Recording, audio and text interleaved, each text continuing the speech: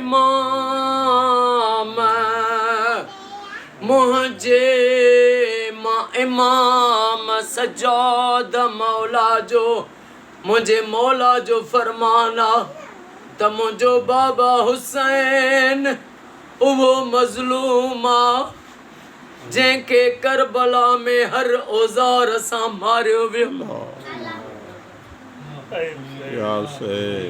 ओ मौला तोखे वास्तो वा इमाम सजाद जो ऐं मासूम बीबी सकीना सलामुल्लाह अलैहा जो वास्तो थिए। अॼु को बाबा हाजी साईं अल्लाह वधायो भंड साईं अॼु मौला जो न्याज़ कयो आहे इमाम हुसैन जो न्याज़ कयो अथऊं। अॼु को बाबा हाजी साईं जो ख़ैर एडवोकेट फैज़ मोहम्मद साईं ख़ैर मोहम्मद साईं शेर मोहम्मद साईं तारिक साईं जी ग़ुलामी ख़ैर पंहिंजी बारगाह में क़बूलो मंज़ूर फरमा। ओ मौला हे घरानो क़यामत ताईं आबाद फरमा। हिननि जा सजण साम्हूं कजां ऐं हिननि जे दुश्मननि खे निस्तो नाबूद फरमा।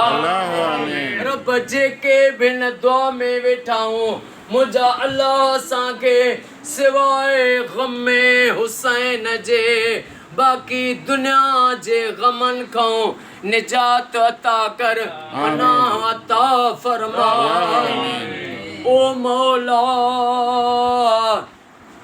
अम्मा सैयदा ज़ैनब जेको करबला खां कूफे खां शाम ताईं सफ़र कयो हुसैन हुसैन करे रुअंदी रही।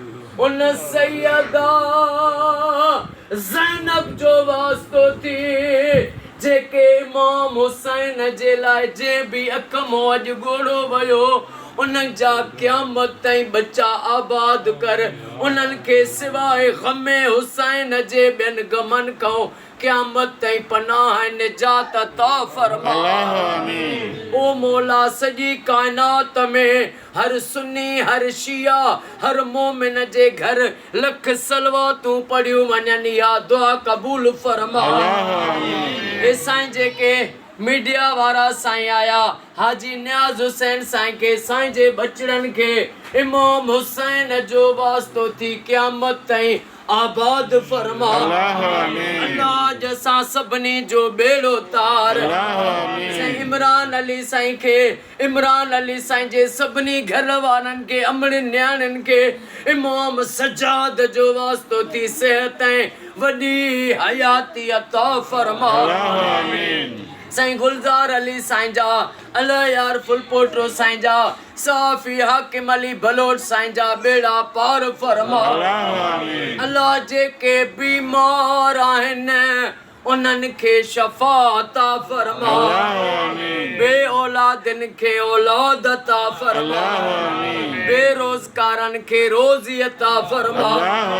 महबूब जी सारी उम्मत खे फ़िरके वारियत खां बचा।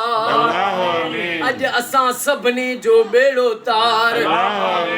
इन्नल्लाह व मलाइकतहु युसल्लूना अलल नबी या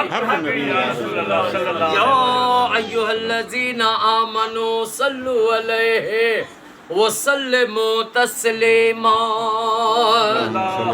अल्लाहुम्मा सल्लि अला मुहम्मद व आले मुहम्मद ला इलाहा इल्लल्लाह मुहम्मदुर रसूलुल्लाह नारे